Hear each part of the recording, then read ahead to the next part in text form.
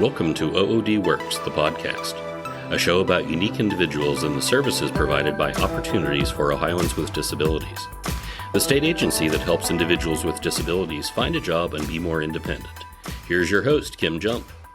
Anthony Winston of Wellsville, Ohio, is a 2020 graduate of the Ohio Valley College of Technology with a 4-point grade point average. As a participant with OOD for several years, Anthony landed a new job this summer. I'm so glad he's here to share about his journey and the help that he's had along the way. And so welcome to the podcast, Anthony. Thank you for having me. I really appreciate it. I'm happy to be here.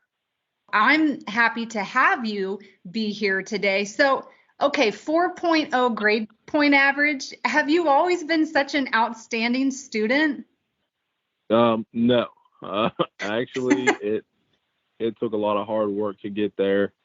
My first experience in college was actually at Kent State University back in 2005. I can't really believe it's been that long now, but and I had a rough time there. Like any young kid, I wasn't focused on my studies. They weren't really a priority to me, so I was surprised they didn't pay me to leave there after a while, but that experience coupled with wanting to, take advantage of opportunities that were given to me by OOD and just my own drive.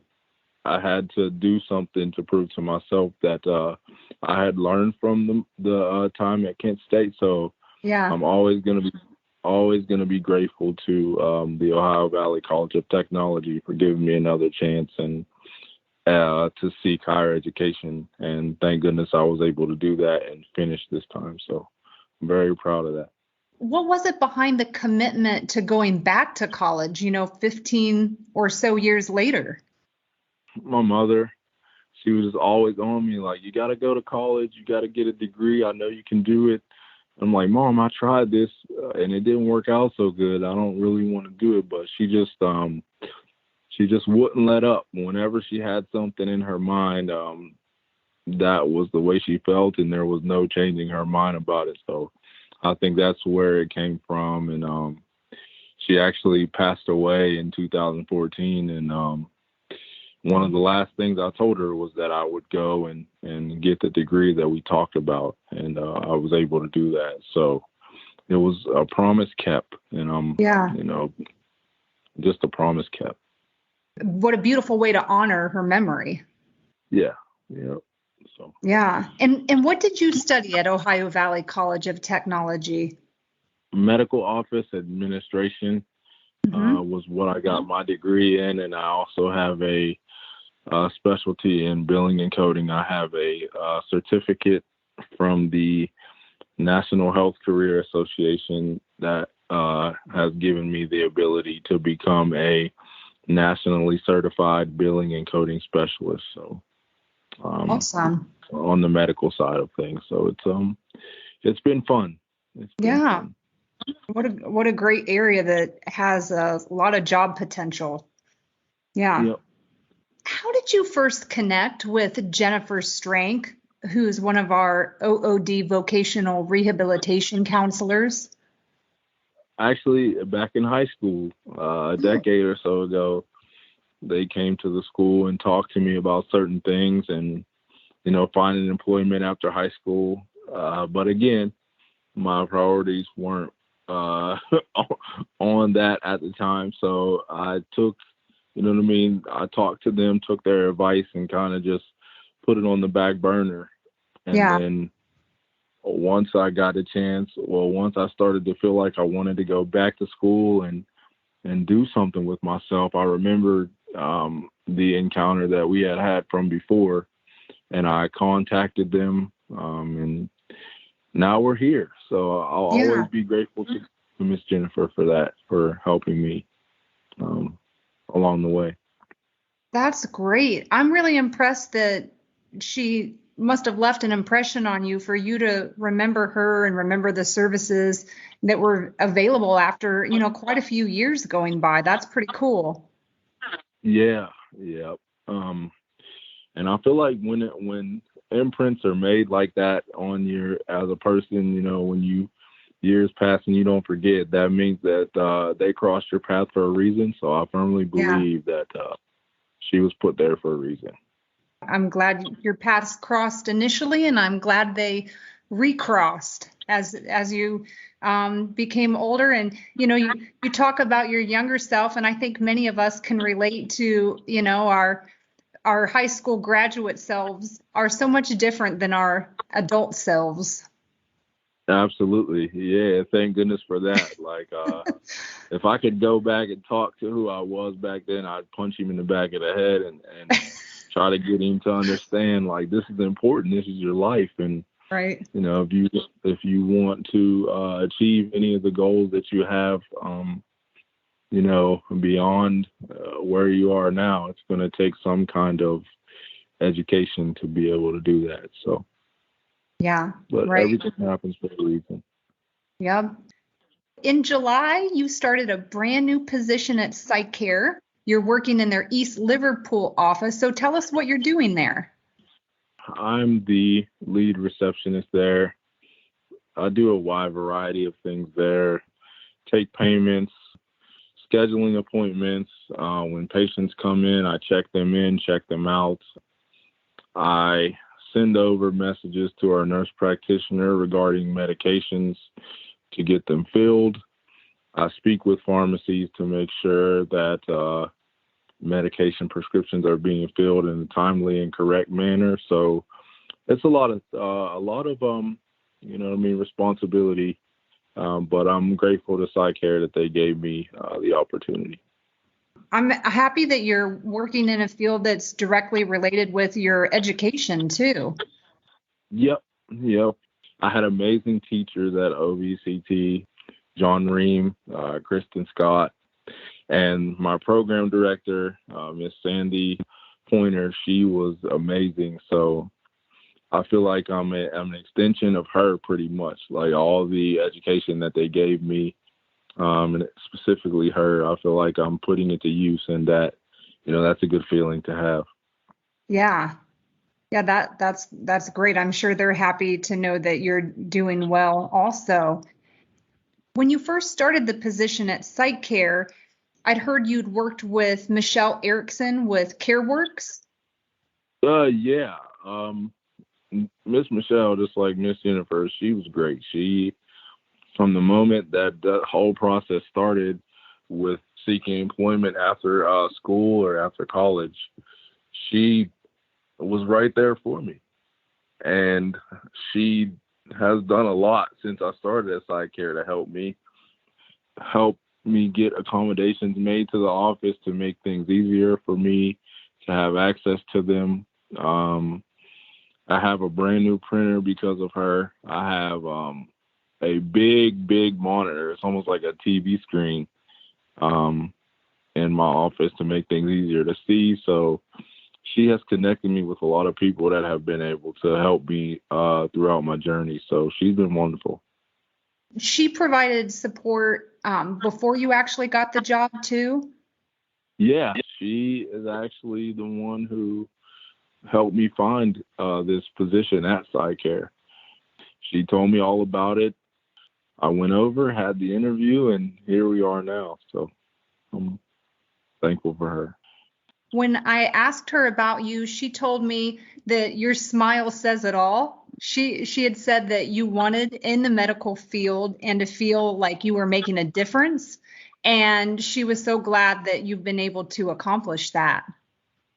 Yeah. We talked about that a lot. That was a big thing for me because I've been a patient in hospitals for a lot of my life.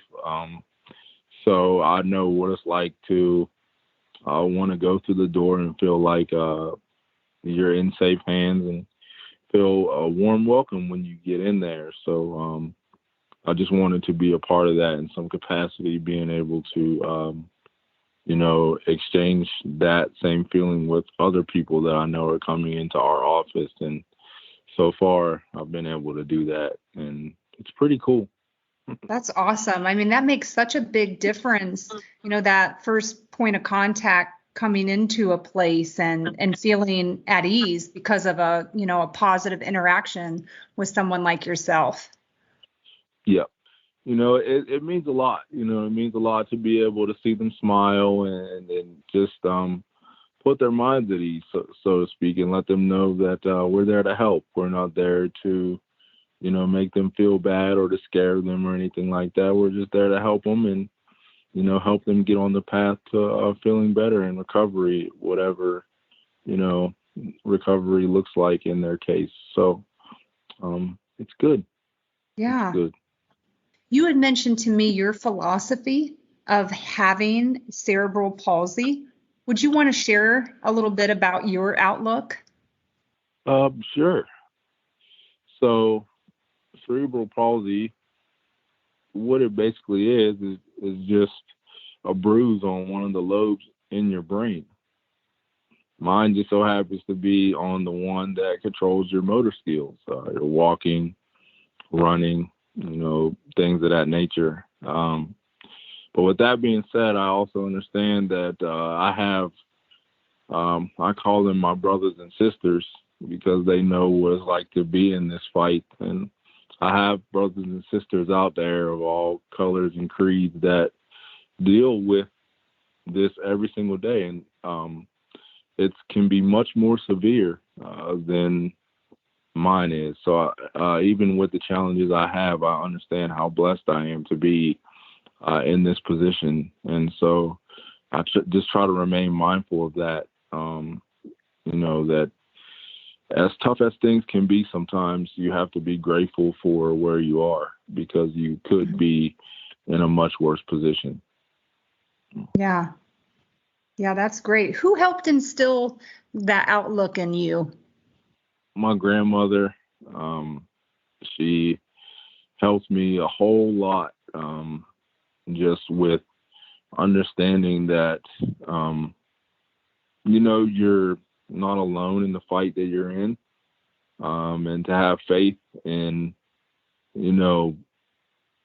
every day that you choose not to give up or to keep battling through the tough days is another day and another chance for something amazing to happen in your life. So she's always taught me to hang on to that. Just have faith, be grateful, and always believe that better is coming. And so I just try to do that. Yeah, it's beautiful. I'm curious, would you recommend OOD to others? Absolutely. They have, I've said it before, they pried open a door for me that I thought was shut completely. I'll never forget the day that I got my letter in the mail from Kent State, basically telling me that because I hadn't taken advantage of the opportunities that they had given me not to come back. And that was a feeling that it hurt just because I knew that I hadn't applied myself the way I should have to my studies. And so OOD basically took me to that door and pried it open again so that I could obtain education and gain a career. And so they will go above and beyond for you, and they will help to get you on the right track. So I would definitely recommend them to anyone. Oh, thank you. It's good feedback. Online, you let me know, you had said, I have a brand new level of confidence to chase other goals I have. So I'm wondering what's next for you? One of the next goals I have is to obtain a driver's license. Because of the cerebral palsy that I have, I'll need a car with hand controls and things like that. So that's a big goal of mine. And I just call it just become the best version of myself every single day. The only person that I'm ever in competition with is the person I look at in the mirror every day. And so my confidence is through the roof now, thanks to OOD and what they've done for me. I just know that if I keep, pursuing my goals and keep a positive attitude, that the sky's the limit. So I have to definitely be thankful that I've been able to be, helped by OOD. I'm very, very, very, very grateful for that. I just love your outlook. I mean, it's just inspiring. I feel very inspired.